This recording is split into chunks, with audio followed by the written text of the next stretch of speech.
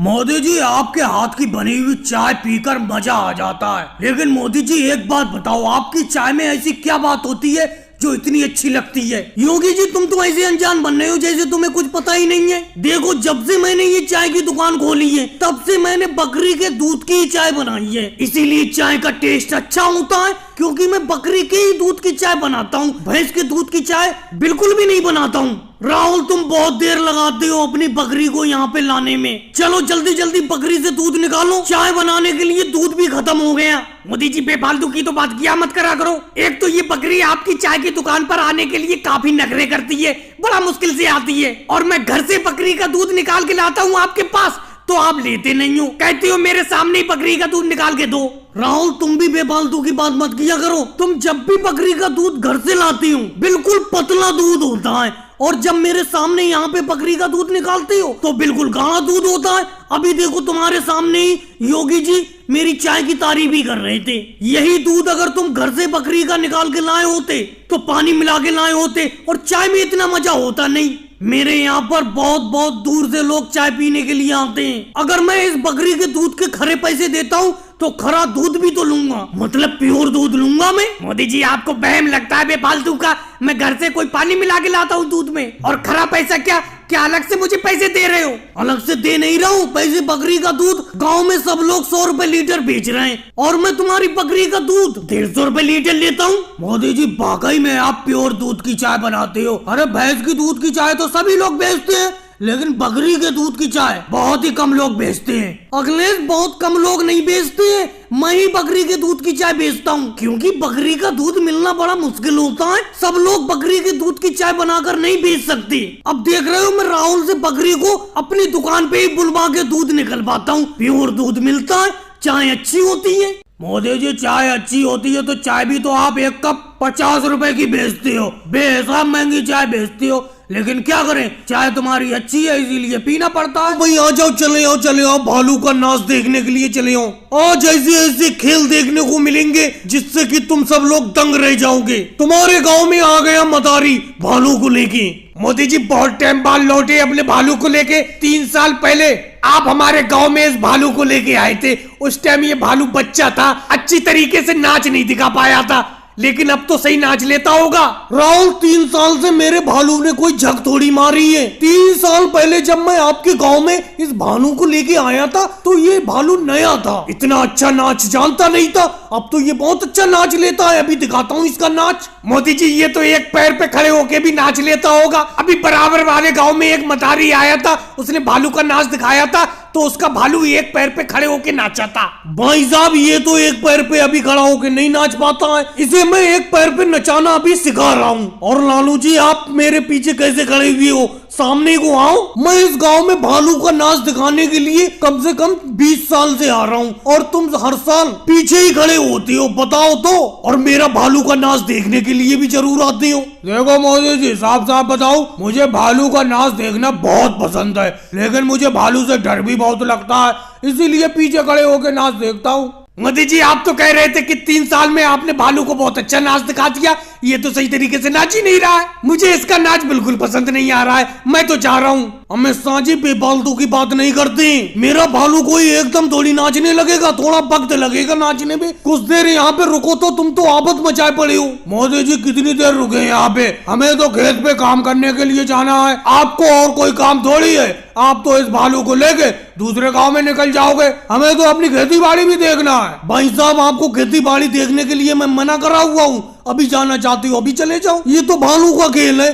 तुम जाओगे दूसरे लोग देखने के लिए आ जाएंगे। मोदी जी, आप इस भालू को खिलाते क्या हो? मेरा मतलब ये क्या खाता है? बहन मायावती जी, आप भी बेफालतू के सवाल करती हो। ये शहद बहुत शौक से खाता है, पूछ लो मोदी जी से, शहद का खाने का बहुत शौकीन है ये। नहीं मनोहर लाल खट्टर जी, ये आलू की सब्जी भी बहुत अच्छी तरीके से खाता है। अरे भाई लोगों, तुम यहाँ पे भालू का नाच देखने के लिए आए हो या इसका खाना पता करने के लिए आए हो? आराम से नाच देखो। आ जाओ भाई, आ जाओ, गांव में जल्दी जल्दी चले आओ, बंदर बंदरिया का खेल और नाच देखने के लिए। योगी जी, ये बात मुझे बिल्कुल अच्छी नहीं लगी, बिल्कुल भी अच्छी नहीं लग रही है। मैंने आपसे 1 महीना पहले से कह रखा है कि गाँव में अगर मोदी जी जब भी बंदर बंदरिया का खेल दिखाने के लिए आए तुम मुझे जरूर फोन कर देना। लेकिन तुम तो आराम से खड़े होकर मोदी जी जो बंदर बंदरिया का खेल दिखा रहे हैं देख रहे हो। वो तो मुझे राजनाथ सिंह जी ने बता दिया तो मैं मोटरसाइकिल से भागा भागा चला आ रहा हूँ, नहीं तो मुझे पता ही नहीं चलता। वैसे योगी जी एक बात तो बताओ, कितनी देर हो गई मोदी जी को बंदर बंदरिया का खेल दिखाते हुए? राहुल तुम तो बेफालतू में चिंता कर रहे हो, मैं खुद अभी यहाँ पे आके ही खड़ा हुआ हूँ, अभी सही से खड़ा नहीं हुआ हूँ, अचानक तुम पीछे पीछे चले आए,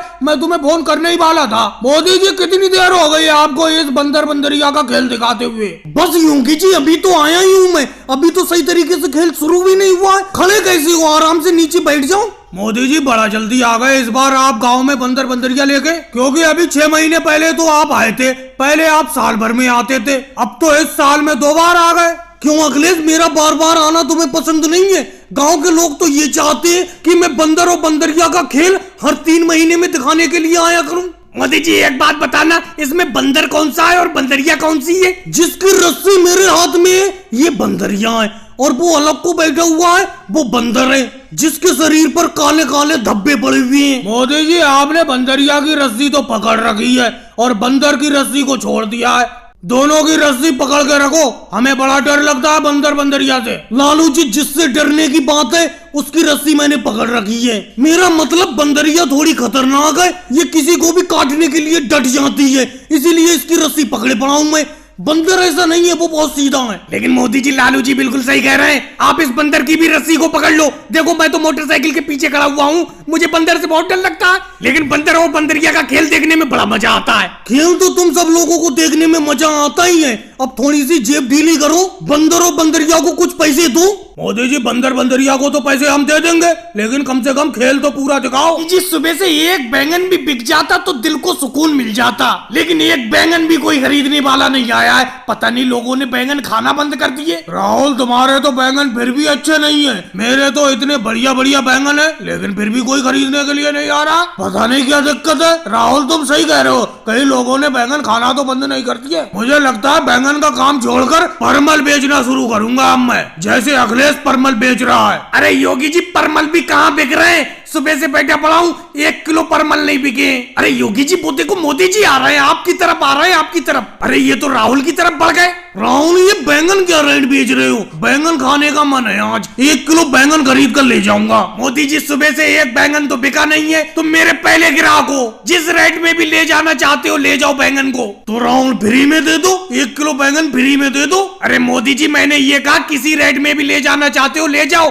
फ्री में थोड़ी बोला। लेकिन राहुल एक बात बताना, मुझे साफ साफ बताना, तुम्हारे बैंगन काले बहुत हैं, जबकि बराबर में योगी जी बिल्कुल बैंगनी कलर के बैंगन बेच रहे हैं। अरे मोदी जी रंग पर मत जाओ, मैंने अपने बैंगन की खेती में उर्वरक का ज्यादा इस्तेमाल कर दिया था, इसीलिए रंग ज्यादा काला हो गया, लेकिन जितना ज्यादा बैंगन काला होता है उतना ही अच्छा खाने में होता है। मोदी जी इस राहुल की बातों में मत आओ, बैंगन तो यही बैंगनी वाला अच्छा है जो मैं बेच रहा हूँ, देखो कितना बढ़िया बैंगन है। लेकिन योगी जी बैंगन तो तुम्हारे अच्छे हैं, लेकिन हमेशा मैं सब्जी राहुल की दुकान से खरीदता हूँ। अरे मोदी जी कभी कभी परमल भी ले लिया करो, हम भी देखो परमल बेच रहे हैं। अखिलेश परमल की सब्जी खाने में मेरी कोई खास दिलचस्पी नहीं रहती है, हाँ अगर जिस दिन भी परमल खाने का मन होगा तो तुम्हारी दुकान पर चला आऊंगा, मुझे मालूम है तुमसे अच्छा परमल इस एरिया में कोई नहीं बेचता है, लेकिन बड़ी जान आफत में समझ में नहीं आ रहा है किसका बैंगन लूं, योगी जी का बैंगन लूं या राहुल का बैंगन खरीदूं। योगी जी का बैंगन थोड़ा अच्छा है, लेकिन राहुल से मैं परमानेंट